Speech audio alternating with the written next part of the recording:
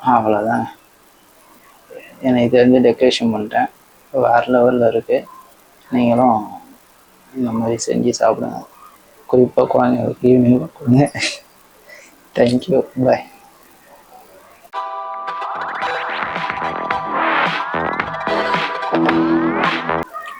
எல்லாருக்கும் வணக்கம். நாம் இன்றைக்கி என்ன பண்ண போகிறோம்னா, அவல் வச்சு ஒரு டிஷ்ஷு.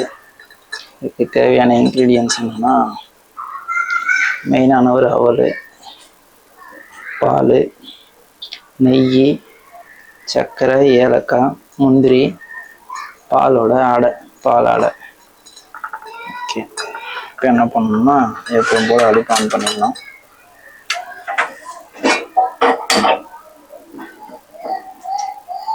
ஆன் பண்ணியாச்சு. எப்பவும் போல் கிளிப்பை போட்டுப்போம்.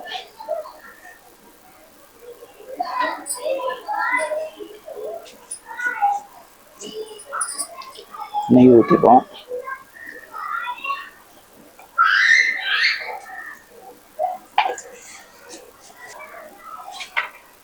தேய்ச்சி முந்திரி பருப்பு போட்டுப்போம்.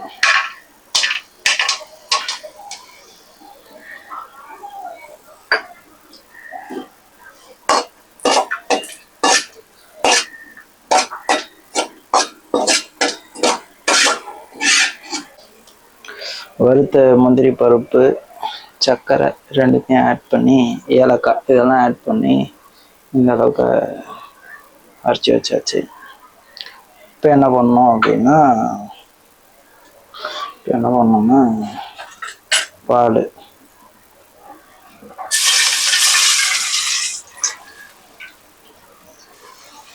ஊற்றி நல்லா கொதிக்க வைக்கணும்.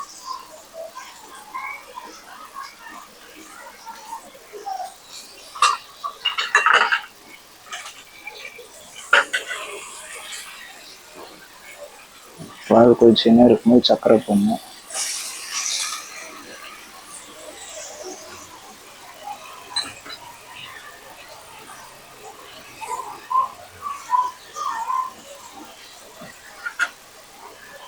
ஆல்ரெடி சொன்னேன்ல, அவலை நான் ஆல்ரெடி ஒரு அரை மணி நேரம் பாலில் ஊற வச்சு நல்லா அரைச்சி எடுத்துக்கிட்டேன்.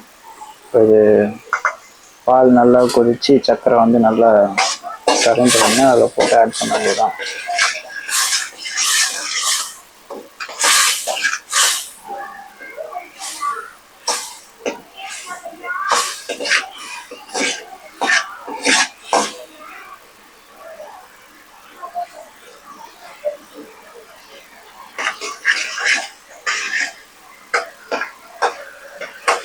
நல்லா கொதிக்கட்டும்.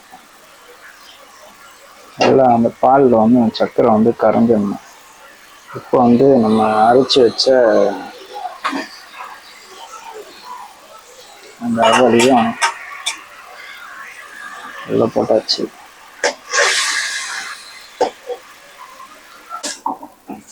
நல்லா போட்டு கலக்கிட்டு அந்த மாதிரி கட்டியாயிடும். கட்டி ஆகணும்னு ஆஃப் பண்ணிக்கேன். கொஞ்ச நேரம் அது ஆறட்டும்.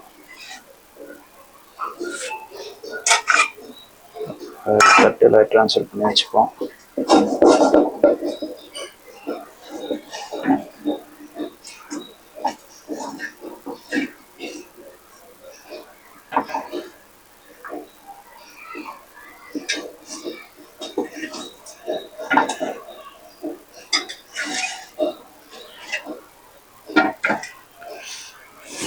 இப்போ என்ன பண்ணோம்னா, நம்ம அரைச்சி வச்ச இந்த முந்திரி பருப்பு, சர்க்கரை, அப்புறம் அந்த பால் ஆடை இதெல்லாம் போட்டு மிக்ஸ் பண்ணி ஒரு உருண்டை மாதிரி ரெடி பண்ணி வச்சுக்கணும். இந்த மாதிரி பால் ஆடையும் இந்த அரைச்சி வச்ச முந்திரி பருப்பும் போட்டு நல்லா மிக்ஸ் பண்ணிக்கணும்.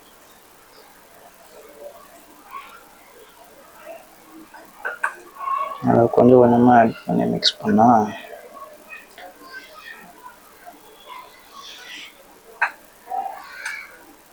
நமக்கு தேவையான அளவு அந்த பூரணம் கிடைக்கும்.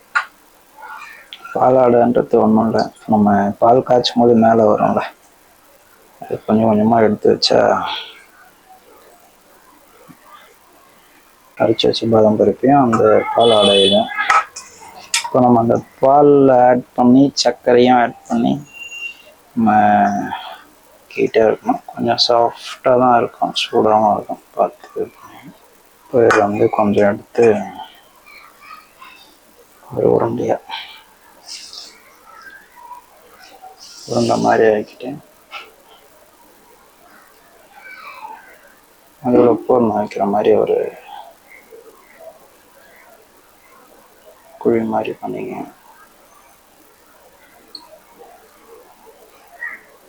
குழி பண்ணி அப்படி வச்சுருங்க.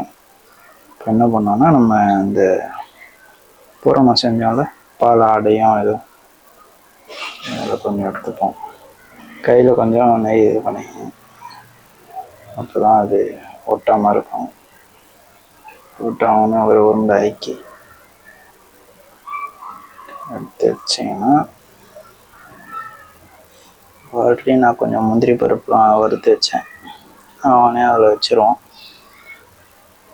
அவ்வளோதான். இந்த மாதிரி வந்துடுவானுங்க. வேறு லெவல் டேஸ்ட்டு. அது இன்னொரு ஸ்டைல்லையும் பண்ணலாம். நல்லா அவனை உருண்டை ஆகிட்டு தலையில் மட்டும் ஒரு ஓட்டை போட்டு லட்டு ஸ்டைலில்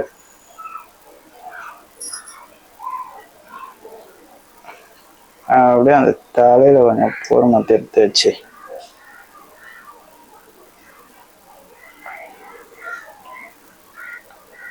அப்படியே ஒரு முந்திரி ஏற்றி வச்சேன்னா லட்டு ஸ்டைலில் ஒருத்தன் ரெடி ஆகிட்டான்.